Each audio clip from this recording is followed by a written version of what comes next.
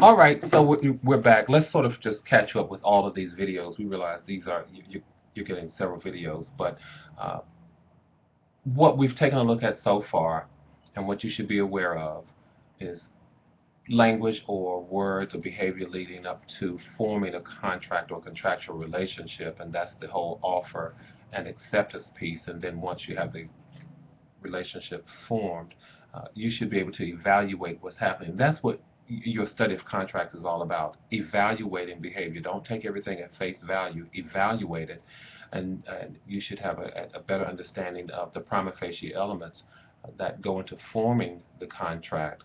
That's your consideration, your capacity, your legality, and the agreement piece. But let's focus on one other thing before we close out our conversation about the whole offer and acceptance, and that's a critical rule called the Mailbox rule. You want to talk about Yeah, that? it's about when communications between parties in the offer and acceptance process become effective. Yeah, because we said that they have to look at the behavior beforehand, and timing now Yeah. becomes So in critical. other words, assume that we're dealing through the mail, Okay. and he sends me an offer, and it says, okay, accept within 5 days. The question is, when does that 5-day period that he referred to in his letter begin? It begins when I receive the letter, when I become knowledgeable of the 5 days. So that's probably not a good thing for an offerer to say if he wants me to accept within 5 days, for two reasons. First reason is he doesn't know when the 5-day period begins, because it doesn't begin until I get the letter. He doesn't know when it was. It could have gotten lost in the mail. I could have gotten it 10 days later. I still have 5 days. Right. Then, when I accept his offer, if I say, okay, by mail, I accept the offer, and I drop the acceptance letter in the mail on the 5th day, he gets it on the 8th day, is that an acceptance? Yes, it is. Because although his offer was not valid until I received it, the rule says the following: acceptances are valid upon proper dispatch. As soon as I Right. drop in the mail, that's the date of the effective acceptance. Now, he might not get that. He's got another 5 days where he doesn't know I've accepted, but I have. So on day number 2, after I've mailed it, and he's not going to get this until, let's say, day number 4, day number 2, he does a deal with someone else. He doesn't know he has a contract with me, but he does. So he could go form a contract with someone else. Then he'd have 2 contracts, and one of which he'd have to breach, and you have to pay damage to somebody. But I give this rule, it's called the extended mailbox rule. All communications between offerer and offeree are valid when received, except for acceptances which are valid upon proper dispatch, so long as the dispatch method is the same or faster means as the offer was made. So, for example, going back to the example, if he sent me a text message and then I responded by mail, the mail would not be valid when I dropped it in the mailbox, but only valid when we received it, since it was sent by a slower means. Okay? Right.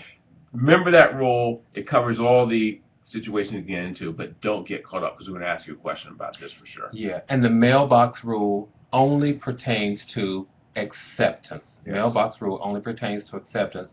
And so on the exam, you want to focus on a couple of things. Is this acceptance? And is it a faster or equal means? If not, then it's not accepted. It's not valid until I receive it. Couple that rule with one that you already know, and that's the whole notion of revocation. I can revoke my offer anytime before it has been accepted.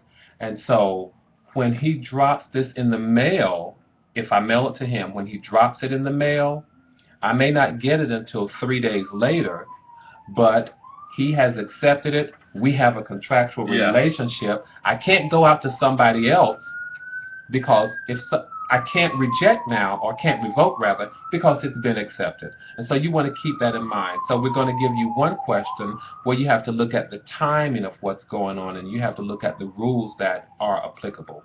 All right? There's another rule that we want you to take a look at, and that really deals with mistakes. Because if we're talking about, you can have a contract there, but when might the contract not be enforceable? So let's talk about mistakes. The key thing in mistakes is who made the mistake. Yeah. And what is a mistake? A mistake is you think it's one thing and it's really something else. So, for example, we both agree that you're going to buy this from me, and we both labeled it as a, what number are they in now? 5 is a, yes, 5, and it turns out it's a 4.